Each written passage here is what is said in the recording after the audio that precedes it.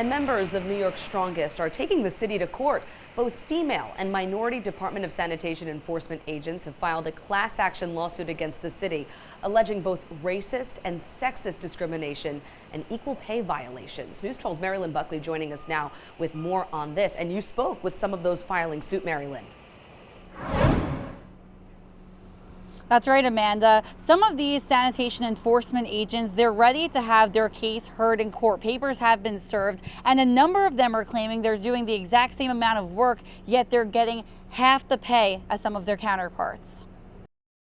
The sanitation enforcement agents are charged with responsibility of giving the same summonses and complaints to citizens or to businesses that are not in compliance with sanitation rules. Police are covered by the sanitation worker contract and are paid approximately twice as much. Philip Seelig is an attorney taking on this case. He says the Department of Sanitation has been discriminating against both women and minorities for decades, and it's time for some change. We just want these workers to be paid equally and not to be treated more poorly, not just in terms of pay poorly, but the word all around, such as when they retire, their pension, that being sanitation enforcement agents and associate agents, their pension is based on their final average salary. D'Amica Dowdy is one of the many affected. She's been working with the Department of Sanitation for nearly 2 decades as a sanitation enforcement agent. I go to work all the time.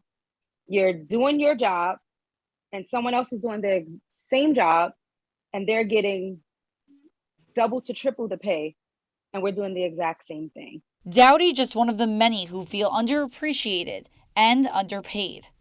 We've been in arbitration. We're still in arbitration. We're waiting on decisions, but it's been a long time that we have not had a raise. The enforcement supervisors have not had a raise in their pay in over 11 years. We're asking for a jury trial because we believe that in a class action, the jury will see the value and justification for proper treatment for these women and for the minority workers that do the same work for half the pay.